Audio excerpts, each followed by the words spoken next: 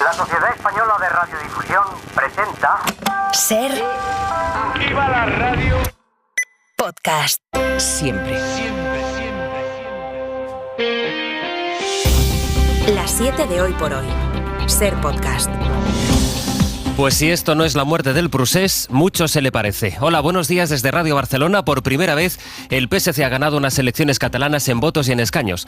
Podría sumar con Esquerra y con los comunes. El independentismo cae, es la otra gran noticia de la noche. Pasa de 74 a 61 escaños, muy por debajo de la mayoría absoluta.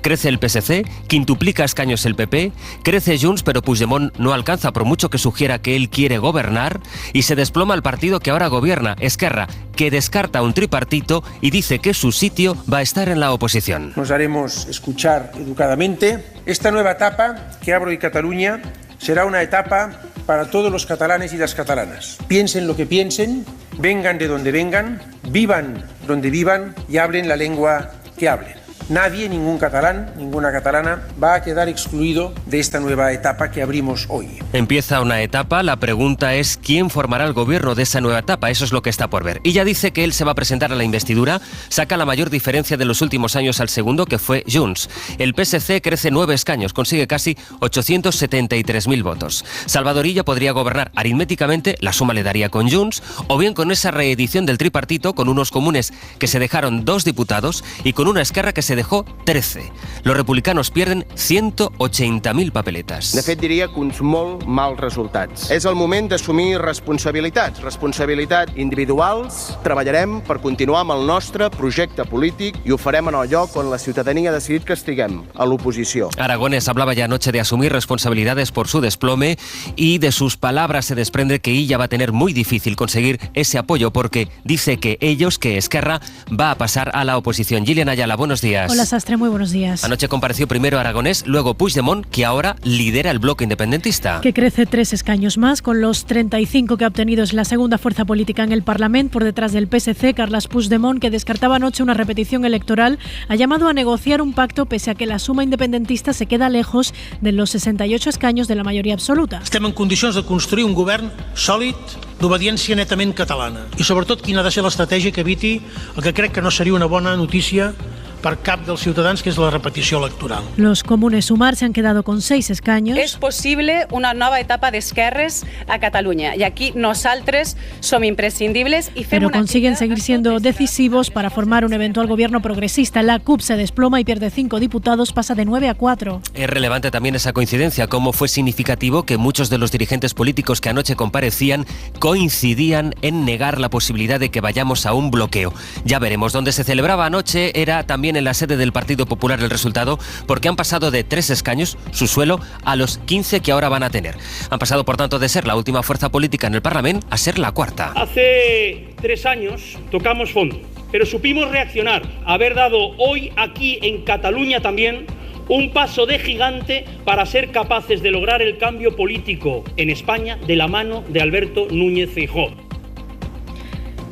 Y han cumplido con sus objetivos: absorber gran parte de Ciudadanos, que ha desaparecido del Parlamento, y dar el sorpaso a Vox, que se queda como estaba, con 11 escaños. La ultraderecha, en todo caso, gana peso en Cataluña con la entrada por primera vez de Alianza Catalana. El partido de extrema derecha independentista tiene ya 2 asientos en el Parlamento. Bueno, estos son los números. A partir de aquí tocan los partidos que se sienten a negociar para evitar una repetición electoral. Sergi López, buen día. Hola, buen día. Las formaciones plantean ya los distintos escenarios de pactos. El tripartito de izquierdas es una de las opciones más claras, pero necesita contar con el apoyo de Esquerra, que de momento se inclina por irse a la oposición tras el batacazo sufrido por Pere Aragonès. Y ya ha afirmado que se va a postular para la investidura, pero sin el concurso de los republicanos no tendría los apoyos suficientes. Junts deberá esperar y ver cómo digiere el resultado Esquerra para intentar una carambola que Puigdemont hace semanas que tiene en la cabeza. Intenta volver a la presidencia con un pacto independentista en el que los socialistas se abstengan con el fin de evitar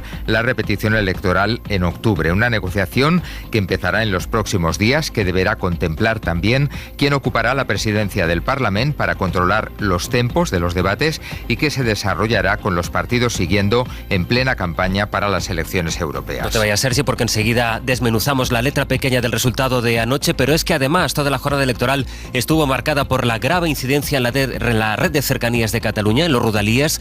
Alguien robó cables de cobre, esto provocó incidencias en 2 de los túneles que atraviesan Barcelona. El servicio está afectado desde ayer. Esta es, por tanto, la primera mañana de un día laborable en la que miles y miles de catalanes se encuentran con que les va a fallar un servicio básico para ir a sus puestos de trabajo, el servicio de cercanías en la estación de Sants de la capital catalana, que es la estación central de la ciudad y diríamos también incluso de la comunidad. Está Pol Valero. Pol, buen día. Buen día, sí, aquí en la estación de Sants, en la zona de cercanías, se ve poca gente, al menos en comparación a lo que sería un lunes normal. Las líneas R1, R3 y R4, que siempre tienen una alta afluencia, hoy aún no tienen acceso al centro de Barcelona. Aquí delante hay un equipo de informadores de Renfe que explican específicamente a los usuarios qué pasos tienen que seguir para llegar a su destinación, que en la mayoría de casos consiste en salir de la ciudad con transporte alternativo para ir a buscar otro tren. Voy a Caldas de Trac y me han dicho que tengo que coger la línea 5 hasta Sagrada Familia de metro y en metro coger la línea 2 hasta Badalona, y en Badalona ya funciona el Rodalies la 1. Para compensar, se han reforzado el servicio de metro y el de ferrocarriles. Sin embargo, el gobierno catalán considera insuficiente el plan de transporte alternativo y además pide una auditoría externa para ver si las instalaciones de Adif tenían suficientes elementos de seguridad para evitar el robo. Es lunes, es 13 de mayo. Pues vayamos, Sergi, si te parece, al detalle, municipio a municipio, y vamos observando allí a priori que se produjeron anoche 2 fenómenos en el voto de los catalanes. A Junts le ha favorecido mucho el poder local que todavía tiene, y luego la ultraderecha independentista que se refuerza en 2 enclaves particularmente, que son Girona y Lleida. Sí, el mapa de Cataluña queda dividido en 2 mitades. En Barcelona y Tarragona gana el PSC, en Girona y Lleida gana Junts per Catalunya. En comparación con las elecciones anteriores, Esquerra Republicana es la gran derrotada. Los republicanos eran el partido que dominaba en Tarragona, ahora son los socialistas los que les arrebatan ese poder. En todo caso, una vez más, el PSC basa su éxito en el área metropolitana de Barcelona, que es la zona, recordemos, con más población de Cataluña. De hecho, los socialistas solo son primera fuerza en algo más de 100 de municipios, mientras que Junts domina en más de 700, pero son en general localidades con menos población. En 2 localidades, entre ellas Ripoll, la fuerza más votada ha sido Alianza Catalana, la extrema derecha independentista. Esta formación consigue un escaño en Lleida y otro en Girona, donde ha quedado a pocos miles de votos de Esquerra Republicana. Sergi, gracias. A ti. Nos queda por escuchar la lectura nacional que ya están haciendo los partidos de estas elecciones. Anoche, sin ir más lejos, el candidato socialista Salvador Illa ya vinculaba su victoria con Pedro Sánchez y con sus políticas en Cataluña. En la decisión que han tomado los catalanes de abrir esta nueva etapa han influido sin duda muchas cuestiones, muchos factores. Uno de los principales, a nuestro juicio, y de los más relevantes, ha sido las políticas seguidas por el Gobierno de España en relación a Cataluña y muy en particular por su presidente Pedro Sánchez. Tanto en Moncloa como en Ferraz, en la sede socialista, comparten este análisis de Illa. Creen que los indultos y la amnistía han funcionado, que han enterrado el procés y han puesto a los socialistas ante los ojos de los catalanes como una opción de consenso que quiere apostar con la convivencia. Es Esther Peña, la portavoz federal del PSOE. Hoy, las políticas de Pedro Sánchez han demostrado que los socialistas estábamos en el buen camino, que recorrer una senda para recuperar la convivencia en Cataluña, pues claro que merecía la pena. Ha quedado claro que la derecha era la gran fábrica de independentistas.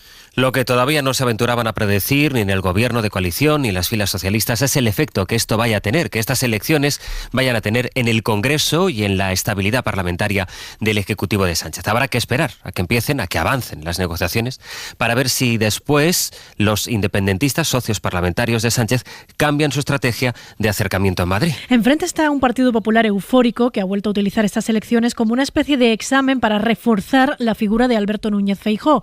Lo hacía primero Isabel Díaz Ayuso en redes sociales y después, compareciendo desde la sede nacional, Cuca Gamarra. El Partido Popular ha venido creciendo en todas y cada una de las citas electorales que ha habido desde que Alberto Núñez Feijóo llegó a la presidencia del Partido Popular. Para Gamarra, Pedro Sánchez será ahora más dependiente de los independentistas pese a haber ganado el PSC. Los populares dan por cumplido su objetivo, el mejor resultado de los últimos 12 años en Cataluña, después de un discurso que se ha aproximado mucho a Vox, sobre todo poniendo en el foco del discurso la inmigración, y ganan su particular pugna con la ultraderecha, cuyo presidente Santiago Abascal dejaba anoche este mensaje precisamente para el Partido Popular. Parece que tampoco nos hemos muerto de esta. Parece que lo de matar a Vox no va a ser tan fácil, sin que los resultados sean excelentes para España. Se abre un pequeño rayo de esperanza para España.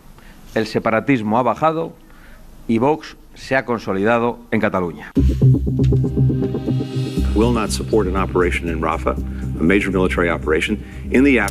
Es el jefe de la diplomacia de Estados Unidos, Antony Blinken, que ha enfatizado en una entrevista a la CBS que Washington no apoyará una invasión israelí en Rafah. Entre tanto, en Ucrania, Putin ha decidido cambiar a su ministro de Defensa, pese a que las tropas rusas estuvieran estancadas durante meses. Ahora están avanzando cada vez más sobre territorio ucraniano. De hecho, están rodeando Kharkov, que es una de las ciudades más estratégicas, Nicolás Castellano. Aldeas, pequeñas localidades a pequeñas localidades. Lo cierto es que Rusia avanza con firmeza tanto en el frente de Kharkiv como en el frente del Donbass. De hecho, en la región de Kharkiv, cerca de la segunda ciudad más importante de Ucrania, el propio Zelensky reconoce los avances del ejército ruso.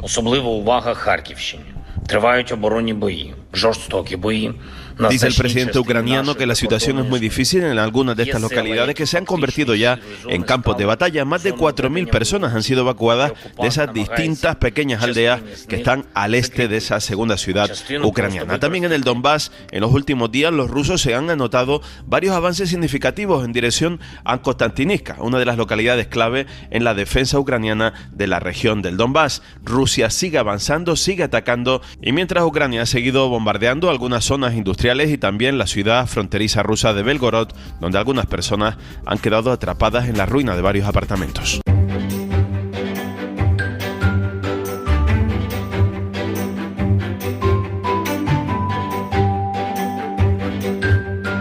A esta hora vamos a saludar en Valladolid a nuestra compañera Eva Marín. Hola Eva, buenos días. Hola, buenos días. Y en Murcia está Juanjo Asensio. Buenos días, Juanjo. Hola, buenos días. Con ello repasamos como cada mañana algunos de los asuntos que son noticia, quizá no de portada, pero bueno, son noticia y se comentan en algunos de los territorios. Bueno, empezando, Juanjo, si te parece, por la calabaza de Totana o la berenjena de Cieza, que resulta que son algunas de las variedades de productos del campo de Murcia que sobrevivirían a un cataclismo mundial. ¿Cómo es eso? Sí, es que se han enviado semillas de estas variedades al Banco Mundial de Svalbard, en Noruega, un enorme almacén subterráneo de semillas de miles de plantas de cultivo de todo el mundo que fue inaugurado en 2008 con el objetivo de salvaguardar la biodiversidad de las especies de cultivos que sirven como alimento en caso de que suframos una catástrofe local o incluso mundial. Se conoce popularmente como la Cámara del Fin del Mundo. Seguro que sabéis de lo que estoy hablando. Bueno, pues ahí en ese Banco Mundial de Noruega hay 13.500 semillas de 27 variedades diferentes de la región de Murcia que se han ido enviando en los últimos años poco a poco. Elena Sánchez, la directora del Banco de Germoplasma del Instituto Murciano de Investigación Agraria, nos hablaba de algunas de esas variedades de Murcia. Pues mira, este año hemos hecho una recopilación de entradas conocidas murcianas, como por ejemplo la calabaza totanera, la berenjena de Ciasana. Hemos decidido variedades autóctonas tradicionales, el tomate flor de baladre. De cada variedad se envían cerca de 500 semillas. Por tanto, bueno, de momento están salvaguardados estos productos. Hoy, Eva, que estamos aquí en Cataluña y donde es noticia, además de las elecciones, ese robo, el robo de cobre y la afectación en cercanías, hay noticia de la detención por parte de la Guardia Civil de 17 personas. Bueno, son autoras de un delito de hurto en Sant Chidrián. Sustrayeron casi 400 metros de carril de la vía del tren. Son 15.000 kilos de material. Sí, sin duda hay robos y robos, porque en este han tenido que montar todo un dispositivo para poder mover esos 15.000 kilos de material de la vía férrea Madrid-Irún. Hasta 4 patrullas de la Guardia Civil se trasladaron al lugar de los hechos, donde sorprendieron delinquiendo a multitud de personas que se encontraban cargando el material en 6 furgonetas. Tras la identificación de 17 personas y llevada a cabo a cabo la correspondiente inspección ocular, los agentes descubrieron que las vías robadas superaban los 380 metros, lo que corresponde a un total de 15.000 kilos de carril que había sido cortado con lanzas térmicas, y todo ello estaba valorado en el mercado por 3.000 euros. Qué barbaridad, lanzas térmicas robando directamente el raíl de la vía del tren, 6 furgonetas, 15.000 kilos de material. En fin, Eva, Juanjo, gracias. Un abrazo, chao. Buen día, hasta luego. Si les interesa la política rusa o si Rusia es un país que les llama la atención, tome nota de la recomendación cultural que nos hace hoy Pepa Blanes. El libro Limonov, la historia de un opositor del siglo XX contrario a Putin. La recomendación de hoy no es ninguna novedad editorial, pero es un libro magistralmente escrito y que habla de un tema que sigue entre nosotros. Es Limonov, la crónica que el escritor francés Emmanuel Carrère dedicó a este personaje ruso, que fue de todo: feroz enemigo de Putin, arribista, preso, desertor, escritor, vividor, capaz de mentir y de desvelar a la vez grandes verdades. Los libros deberían escribirse en la cárcel. No hay niños, no hay mujeres, nadie te interrumpe. Escribí varios libros al mismo tiempo. Cuando me aburría con uno, seguía escribiendo otro. Limonov hablaba de Putin precisamente en una de sus últimas entrevistas aquí en la cadena SER. Murió en 2020, al inicio del COVID, y ahora se estrena una película en Cannes basada en la mirada de Carrère, y recomendamos, antes por supuesto, leer el libro, porque pocos escritores dibujan una vida como lo hace el francés, pero además por la cantidad de información sobre la URSS y su desmantelamiento, y sobre cómo se produjo la llegada de los oligarcas al poder, y también por el retrato que realiza Carrère de Putin. Putin es el mejor filisteo. Ahora, en el periodo histórico en el que estamos, Putin no es suficiente para nosotros. Necesitamos a alguien más agresivo. Decía el escritor sobre Putin en aquel entonces, mucho antes de saber que había una invasión en Ucrania. El libro es muchas cosas a la vez, pues se parece mucho a una novela de aventuras, es también una biografía y, por supuesto, un gran reportaje histórico. Para no perderte ningún episodio, síguenos en la aplicación o la web de la SER, Podium Podcast o tu plataforma de audio favorita.